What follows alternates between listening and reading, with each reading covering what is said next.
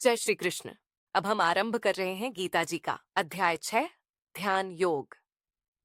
यह अध्याय मन के संयम, ध्यान और वास्तविक योग आदि का निरूपण करते हुए सबसे बढ़िया योगी की परिभाषा तक पहुंचता है। श्लोक 1 और 2 में हमारे प्रभु कर्म योग और संन्यास का सच्चा अर्थ समझाते हुए कहते हैं, सच्चा योगी और सन्यासी अर्जुन वो कहलाता है, अपेक्षा फलों की छोड़ जो कर्म करता जाता है। जिसने सन्यास के नाम पर बस बाहरी निष्क्रियता अपनाई है, उसने अर्जुन इस योग और सन्यास की सच्ची महिमा न पाई है। यही अर्जुन सच्चा योग भी है, सन्यास भी, जब भीतर हो जाए निष्काम भी, निस्वार्थ भी। श्लोक 3 और 4 में प्रभु प्रारंभिक साधक और सिद्ध साधक अर्थात योगारूढ़ के साधनों का वर्णन करते हैं। इस राह पर निष्काम भाव से कर्तव्य पालन प्रारंभिक साधन है।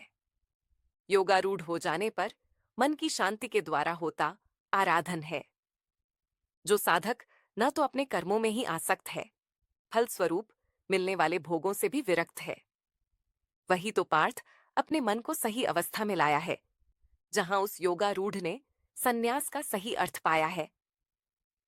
श्रोताओं, इस प्रकार भगवान ने बताया कि सही मनोभावों से विवेकपूर्ण कर्म करने से कर्मयोग और सन्यास दोनों सज जाते हैं। तो इस प्रकार सारी साधना में मुख्यता मन की ही है। अब श्लोक 5 से 7 में प्रभु जीव को अपने प्रयास से अपने मन को काबू करने और अपना उद्धार करने की प्रेरणा देते हैं। साधक अपने मनोबल के द्वारा अपना उद्धार करे, इसके लिए न किसी और के आने का इंतजार करे, क्योंकि जिसने अपने मन को जीत लिया है, उसने इसे बना अपना सच्चा मीत लिया है। जो इस मन की तृष्णा और चंचलता के मारे हैं, वो समझो इस मन रूपी शत्रु के हाथों हारे हैं। जो अपने मन को हराकर अपना मित्र बना लेता है, वो सदा बदलते हालातों में भी एक समता पा लेता है। जिसने यत्न पूर्वक अर्जुन अपने मन को हराया है, उस निर्विकार ने मेरा नित्य निरंतर साथ पाया है। श्रोताओं, इस प्रकार मन को जीतकर जो सन्यासी की भांति कर्म करता है, उसके जीवन में जो ज्ञान, विज्ञान और समबुद्धि उतरती है। अब प्रभु उसका वर्णन करते हैं। श्लोक 8 और 9 में हमारे प्रभु कहते हैं, जो ज्ञान को जीवन में उतार उसे विज्ञान बना लेता है। इस अनुभव युक्त ज्ञान से वो अर्जुन संतुष्टि पा लेता है। उसने इंद्रियां जीती हैं, बुद्धि को अपनी सम बनाया है। मिट्टी, पत्थर और स्वर्ण के प्रति वो एक संभाव लाया है। उसने ही पार्थ योग की युक्ति पाई है, जिसने मन के विकारों से मुक्ति पाई है। सुहृद हो, मित्र हो, वैरी, मध्यस्थ या उदासीन, द्वेषी हो, संबंधी, साधु या हो पाप में प्रवीण, इन सबके लिए वो एक समभाव लाया है। उसने स्वयं को सबके हित में ही लगाया है। श्रोताओं, जो शांति कर्मयोग और सन्यास से प्राप्त होती है, वही शांति पाने का एक और मार्ग है, ध्यान योग। अब प्रभु उसका विषय शुरू करते हैं। श्लोक 10 से 15 में हमारे प्रभु ध्यान की मुख्य विधि बताते हैं। ध्यान योग की अब मैं तुमको सरल विधि बतलाता हूं, अपने प्रभु में मन लगाने की कला तुम्हें सिखलाता हूं। साधक बैठे एकांत में, मन अंदर को मोड़ के, भोग संग्रह की इच्छाओं से नाता अपना तोड़ के, फिर शरीर और मन को वश में लाए, फिर प्रेम से मन अपने प्रभु में लगाए। इसके लिए साधक स्वच्छ स्थान पर थोड़ी कुशा बिछा ले, उसके ऊपर फिर मृगछाल और एक वस्त्र बिछा ले। आसन न बहुत ऊंचा न नीचा बिछाना चाहिए, उस पर स्थिर होकर फिर ध्यान लगाना चाहिए। पहले अपने चित्त और इंद्रियों को वश करके संभाले, फिर एकाग्र हो अंतःकरण शुद्ध में खुद को लगा ले। काया, सिर और गर्दन को साधक सीधा बनाए रखे और दृष्टि अपनी नाक के अग्र भाग में टिकाए रखे। फिर मेरे परायण हो शांत, भय रहित और संयमित हो जाए। मुझ में मन लगाकर फिर बस अर्जुन मेरे चिंतन में खो जाए। इस तरह संयमित मन जब मुझ में तल्लीन हो जाता है, फिर साधक मुझ में स्थित होकर परम शांति पाता है। श्रोताओं, इस प्रकार प्रभु ने ध्यान के बाहरी और भीतरी आयाम समझाए और बताया कि जब साधक उनके पारायण को कर मन प्रेम पूर्वक उनमें लगाता है, तब वह परम शांति की ओर बढ़ना शुरू करता है। अब प्रभु एक क्षण को रुकते हैं और कुछ सावधानियां बताते हैं जो साधक को ध्यान में उतरने से पहले जीवन में लानी होंगी। श्लोक 16 और 17 में प्रभु कहते हैं, मगर जिनके खाने सोने में संतुलन का अभाव है, उनसे सिद्ध हो सकता नहीं ध्यान योग का भाव है। जो उचित खाता, सोता, चेष्टा और विहार करता है, वही ध्यान के द्वारा अपने दुखों को पार करता है। अर्थात साधक ना बहुत अधिक खाए और ना बहुत कम खाए। यही नियम सोने, व्यवहार करने और अपनी चेष्टाओं अर्थात एक्टिविटीज के लिए अपनाए। ध्यान योग की प्रगति के लिए यह बहुत जरूरी है। अब हमारे प्रभु श्लोक 18 से 22 में ध्यान के आगे के पड़ावों का बहुत सुंदर वर्णन करते हैं। जब वश हुए चित्त के साथ कोई अपने में ही स्थित हो जाता है, उस समय सब इच्छाओं से मुक्त वो साधक योगी कहलाता है। जैसे जब वायु स्पंदन रहित हो तो न लौ दीपक की हिलती है, कुछ वैसी ही स्थिति चित्त वश किए हुए साधक में मिलती है।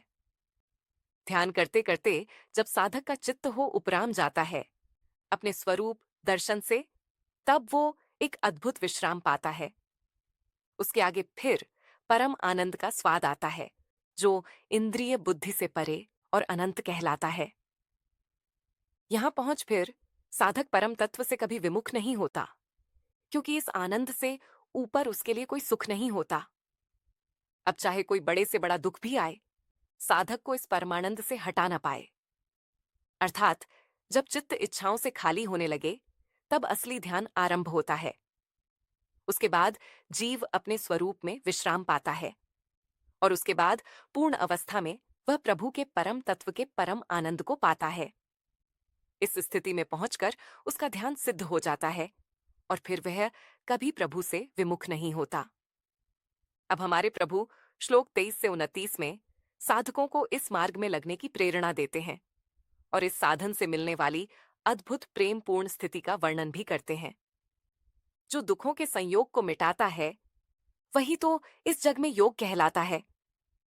साधक बिन उकताए खुद को इस योग में लगा दे, संकल्पों से उठने वाली इच्छाओं को भी दूर हटा दे, फिर धैर्यपूर्वक धीरे धीरे उपराम हो जाए ताकि सब चिंतनों पर एक विराम हो जाए। जब मन भटक कर संसार की ओर जाए, तो फिर उसे दोबारा प्रभु चिंतन में लगाए। यही अभ्यास उसके पापों को एक दिन जला देगा, ब्रह्म स्वरूप कर उसे उत्तम सुख पार्थ दिला देगा।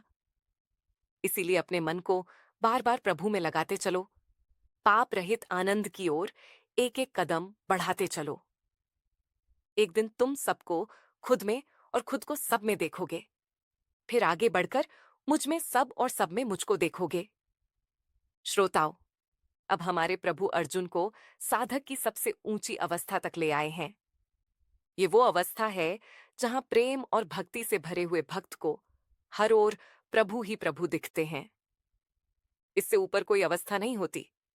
शायद ऐसी ही अवस्था रही होगी गोपियों की, जिसमें वे कह उठती हैं, श्याम तन, श्याम मन, श्याम ही हमारो धन, आठों याम उदो हमें श्याम ही सो काम है, श्याम ही ये श्याम जिए, श्याम बिना ना ही जिए, आंधे किसी लाकड़ी आधार श्याम नाम है। अब श्लोक 30 से 32 में प्रभु इस प्रेम और भक्ति से सराबोर अवस्था की अद्भुत महिमा कहते हैं। यह उत्तम अवस्था जब किसी में भी उतर जाती है, तब उसे हर वस्तु व्यक्ति में मेरी छवि नजर आती है। तब मेरा उसका रिश्ता उस गहराई को छू जाता है, पार्थ मैं उसमें और वो मुझ में मानो उतर आता है। ऐसा भक्त मुझसे अपना मुख मोड़ नहीं सकता, पार्थ मैं भी ऐसे भक्त का साथ छोड़ नहीं सकता। मुझे देखने को फिर उसे आसन जमाना नहीं पड़ता, आंख मूंद के फिर कोई ध्यान लगाना नहीं पड़ता। मुझसे जुड़ा हुआ जब वो संसार में व्यवहार करता है, सबके हित के बहाने से वो मुझसे ही प्यार करता है। वो अपना सब व्यवहार मुझसे ही निभाता है, क्योंकि सब में उसे मेरा ही रूप नजर आता है। सुख दुख उसके लिए हो जाते एक समान है, उसी को अर्जुन कहते परम योगी महान है। श्रोताओं, योग की इस उच्चतम अवस्था का वर्णन करने के बाद प्रभु ने ऐसे योगी को परम योगी कहा, अर्थात जब भक्त को सब ओर प्रभु ही नजर आते हैं, इससे ऊपर कोई स्थिति नहीं होती। अब अर्जुन ने सोचा कि ये मन तो बहुत ही चंचल है, तो ऐसे में साधक इस अवस्था तक कैसे पहुंचेगा? इसीलिए अर्जुन श्लोक 33 और 34 में प्रश्न करते हैं, केशव, लेकिन ये मन तो बड़ा चंचल, जिद्दी और बलवान है। इसको काबू करना तो माधव मुझको लगता नहीं आसान है। फिर कैसे कोई ये योग केशव स्थिरता के साथ निभाएगा? वायु से भी चंचल मन पे कोई बोलो कैसे लगाम लगाएगा? हमारे प्रभु श्लोक 35 और 36 में इस प्रश्न का उत्तर देते हैं। माना ये चंचल मन बड़ी मुश्किल से अर्जुन अपने वश आता है, लेकिन अभ्यास और वैराग्य से अर्जुन ये आखिर सज जाता है। इस मन को वश में किए बिना बड़ा मुश्किल ये योग निभाना है, लेकिन इस उपाय से यत्न करे तो कठिन नहीं, योग को पाना है। अर्थात जिन विषयों में मन जाए, साधक उनके प्रति वैराग्य लाए और फिर बार बार अभ्यास पूर्वक अपने मन को वापस प्रभु में लगाए। सफलता अवश्य मिलेगी। परंतु जब साधक यह संघर्ष कर रहा होता है, तो उसके मन में एक शंका जरूर उठती है कि अगर मैं सफल ना हुआ तो मेरा क्या होगा?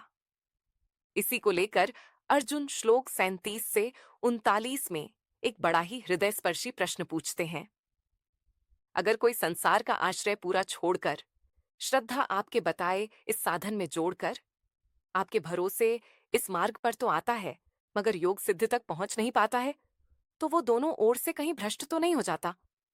वो छिन्न भिन्न बादल सम नष्ट तो नहीं हो जाता? प्रभु, आप ही मेरे इस संशय को मिटा सकते हैं। केवल आप ही ऐसे साधक की गति बता सकते हैं। श्लोक 40 से 45 में प्रभु अर्जुन को समझाते हैं। अर्जुन, उसका न तो इस लोक में ही नाश होता है, न उस लोक में ही कभी उसका विनाश होता है, क्योंकि जिसकी अच्छे पथ पे थोड़ी भी गति होती है, उस जीव की कभी भी ना अर्जुन दुर्गति होती है। ऐसा योग भ्रष्ट अर्जुन पुण्य लोकों में जाता है, बहुत वर्षों तक वो वहीं पर समय बिताता है। फिर पुनीत धनवानों के घर में जन्म पाता है या सीधे ज्ञानी योगियों के कुल में आ जाता है। ऐसा जन्म इस संसार में बड़ा दुर्लभ है, उसकी पुरानी श्रद्धा का ही मानो फल है। फिर उसे पिछली प्रगति सहज ही मिल जाती है, वहां से साधना उसकी फिर और भी रंग लाती है। पूर्वाभ्यास उसका इस जन्म में भी असर दिखाता है, मानो उसे बरबस खींच भगवत मार्ग पर ले आता है। यहां तक कि अगर कोई योग की जिज्ञासा भी मन में लाए, तो एक दिन वो सब काम कर्मों का अतिक्रमण कर जाए। इस प्रकार चाहे जितने भी जन्म लग जाएं, कितने भी मोड़ उसकी इस यात्रा में आए, एक दिन आखिर वो पाप अपने सारे मिटा लेता है। अंतिम सिद्ध और परम गति वो अर्जुन पा लेता है। श्रोताओं, इस प्रकार प्रभु ने बताया, जो उनके बताए मार्ग पर चलता है, भले ही उसकी चाल धीमी हो, चाहे कितने जन्म लग जाएं, आखिर वो सिद्ध और परम गति को पा ही लेता है। इस तरह उसकी दुर्गति का तो सवाल ही नहीं बचता। अब इस अध्याय के अंतिम 2 श्लोकों में प्रभु बहुत ही मार्मिक ढंग से बताते हैं कि उनके मत में सबसे बड़ा योगी कौन है। हमारे प्रभु श्लोक 46 और 47 में कहते हैं, सब तपस्वियों, ज्ञानियों और कर्मियों से ये योगी बड़ा है, जो इस मार्ग पर चल अपने अंदर के विकारों से लड़ा है। इन सब योगियों में भी मेरा भक्त मुझे भाता है, जो पूरी श्रद्धा से मुझ में अपना मन लगाता है, फिर तनलीन मन से दिन रात मेरा भजन करता है। वही सर्वोत्तम योगी है, जो मेरे प्रेम में रमण करता है। श्रोताओं, प्रभु भीतर से अपने विकारों को मिटाकर अपने को शुद्ध बनाने वाले योगी को सब तपस्वियों, ज्ञानियों और कर्मियों से बड़ा बताते हैं। फिर अर्जुन को योगी बनने की आज्ञा भी देते हैं और अंत में प्रभु अपने मन की बात अर्जुन को कहते हैं, अपना अंतिम निर्णय देते हैं। प्रभु कहते हैं कि सबसे बड़ा योगी वह है जो प्रेम पूर्वक तन्मय होकर पूरे अपनेपन से प्रभु का भजन करता है। इसलिए प्रभु का ध्यान योग केवल ध्यान नहीं है, बल्कि प्रभु से प्रेम पूर्वक ढंग से जुड़ने की एक साधना है। यही है इस अध्याय का सार। फिर मिलेंगे गीता जी के एक और अध्याय के साथ। तब तक के लिए जय श्री कृष्ण।